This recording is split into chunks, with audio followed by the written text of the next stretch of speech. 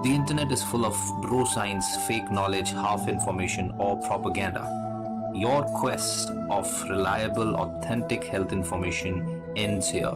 So subscribe this channel and hit the bell icon, and you never have to go anywhere else ever again.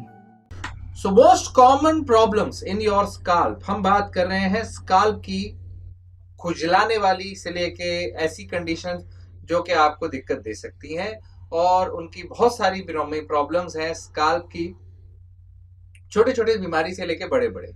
So number one problem जो आपकी scalp में होती है दुनिया भर में, all over the world, is your dandruff. Obviously जब scalp में खुजली होती है, जब वहां पर, तो फिर बहुत जोरदार होती है, तो फिर there is it's very difficult to think about anything else. और कभी कभी ऐसा भी लगता है ये खुजली कभी खत्म नहीं होने वाली, और कभी कभी ऐसा लगता है आराम तो कभी आने ही नहीं वाला है, इसमें तो बहुत ज्यादा ऐसी तैसी हो रही है। So to get rid of this खुजली, आपको पहले फाइंड आउट करना पड़ेगा कि कारण क्या है इसका। और इसके एक्चुअली सिर्फ डैंड्रफ एक मात्र कारण नहीं है, और बहुत सारे कारण हैं स्काल्प में इचिंग होने के। One of the reason is dandruff, one of the commonest reason is dandruff. And dandruff is basically जब आपका स्काल्प जो है वो ड्राई हो जाता है, इची हो जाता है, फ्लेकी हो जाता है, और आपके बालों पे, आपके कपड़ों पे काले व्हाइट व्हाइट फ्लेक्स दिखने लग जाते हैं। सो वो है डैंड्रफ।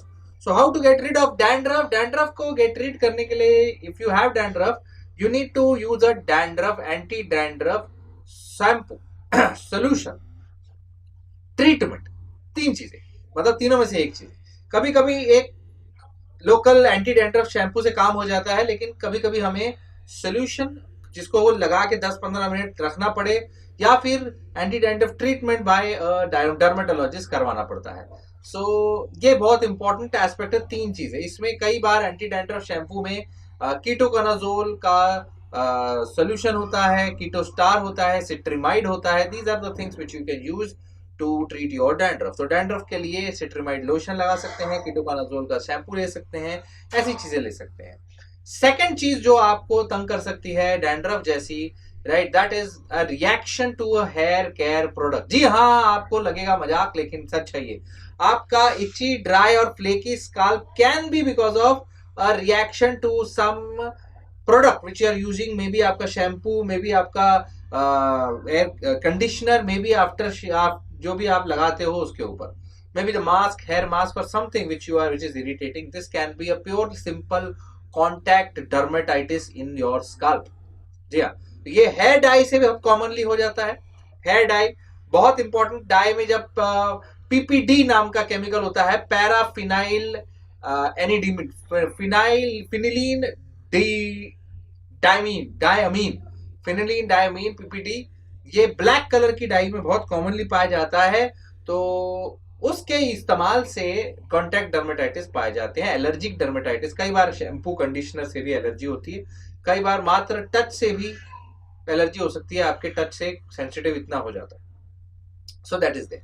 ऐसे कंडीशन में आपको क्या करना होगा? Stop using any and all hair care products जो भी आप इस्तेमाल कर रहे हैं। अगर आपको नहीं पता कि भाई किससे एलर्जी, अगर आपको पता है इससे एलर्जी है, तो उसको इस्तेमाल करना बंद कर दो, और अल्टीमेटली आपको जाना है डॉक्टर के पास, dermatologist. That is important because dermatitis needs a specialist.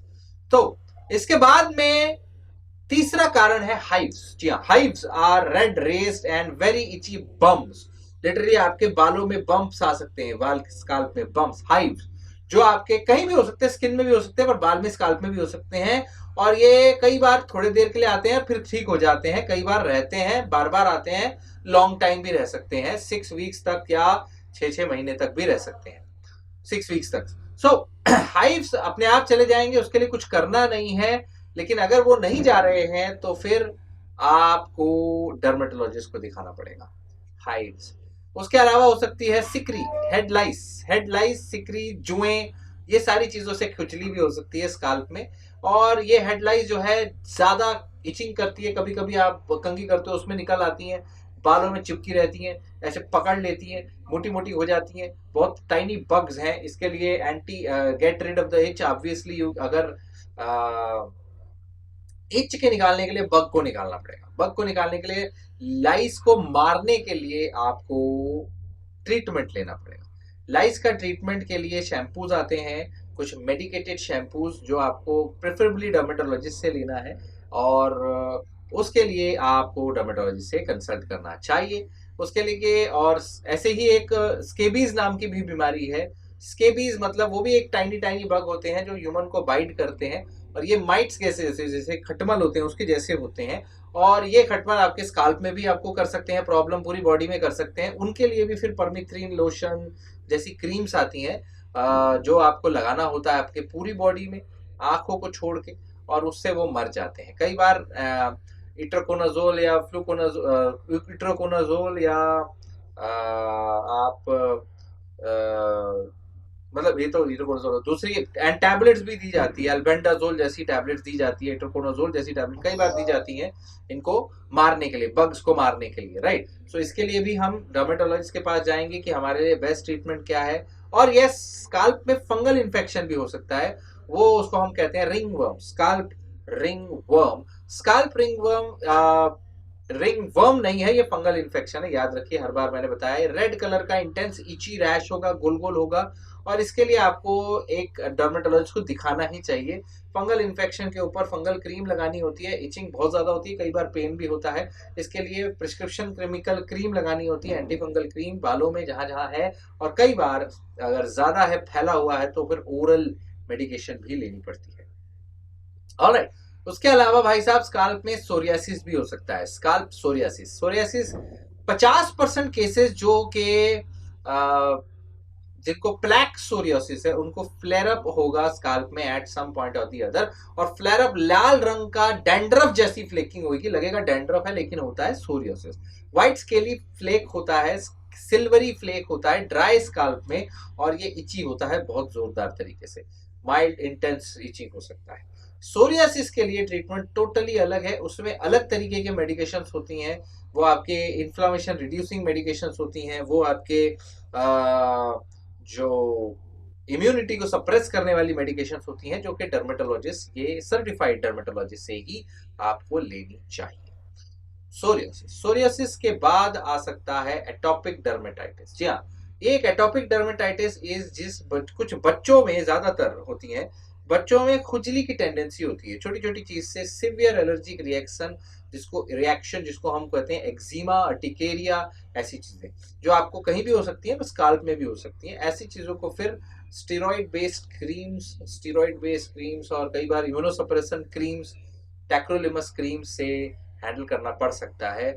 तो पहले डॉक्टर को दिखाए, डर्मेटोलॉजिस्ट को। डायग्नोसिस जरूरी है, केवल सिर्फ मात्र क्या कहते हैं इसको, डैंड्रफ नहीं होता है, सीबोरिक डर्मेटाइटिस नहीं होता है, बहुत सारे अलग कारण हो सकते हैं ऐसी बीमारियों के। Then there can also be plain simple nerve का प्रॉब्लम, नसों का प्रॉब्लम। कई बार एक स्काल्प के ऊपर इची रैश जो आता है, और वो एक नर्व के प्रॉब्लम की वजह से आ सकता है, जैसे कि एक न्यूरोपैथी हो रही है आपको, उसके वजह से यहाँ पर नर्व डैमेज हो रही है, तो नर्व रूट्स इरिटेट हो रहे हैं, तो वहां इचिंग, टिंगलिंग, डायबिटीज में जैसे सेंसेशन, डायबिटीज में ऐसी चीजें बहुत कॉमनली होती है, nerve problem, itching, tingling, sensation, याद रखिए, this is important to understand how it happens. अगर आपको इस तरह की नर्व प्रॉब्लम है तो डायबिटीज रूल आउट करें और डायबिटीज के चेकअप कराएं, राइट। फिर last but not the least, actually skin cancer की वजह से भी इचिंग हो सकती है। उसमें स्किन के ऊपर बम्प्स होंगे जो अलग ही अलग कलर के होंगे, कई बार बड़े बम्प्स ग्रो होते जाएंगे, कई बार नहीं होंगे, छोटे छोटे ग्रो हो सकता है, काले डिस्कलरेशन हो। So again it needs a physical examination कि एग्जैक्टली है क्या जो खुजली कर रहा है। So it's very important for you to go to a certified dermatologist and get yourself evaluated. नुस्खे फुस्खे ट्राई मत करने बैठ जाना कि मैं ये लगा लेता हूँ, मैं वो लगा लेता हूँ, मैं गारंटी देता हूँ, मैं लिखित में देता हूँ, डोंट डू दैट, ठीक है। एंड इचिंग हो, स्काल्प की बीमारियों को छोटा मत समझिए, छोटे से डैंड्रफ से लेके एलर्जी से लेके कैंसर तक बीमारियां हो सकती हैं आपके स्काल्प में। तो स्काल्प की बीमारियों को सीरियसली लें। The problem is you can not see yourself in the scalp, दूसरा देखता है, दूसरे को पता है क्या है, तो आपको नहीं पता। अगर आपको फिर इस चीजों के लिए बहुत जरूरी है आपको एक डर्मेटोलॉजिस्ट को दिखाना, अच्छे डर्मेटोलॉजिस्ट को दिखाना, and then there will be solution जो आपको मिल जाएगा। आई होप आपको ये वीडियो पसंद आया हो, right. This is about knowledge. So आपको 10 ऐसी चीजें हमने बताई जो आपको स्काल्प में प्रॉब्लम कर सकती है। Thank you so much, stay connected, stay healthy. जरूर इसको शेयर करें, वीडियो लाइक करें, और कोई भी सवाल है जरूर लिखिए।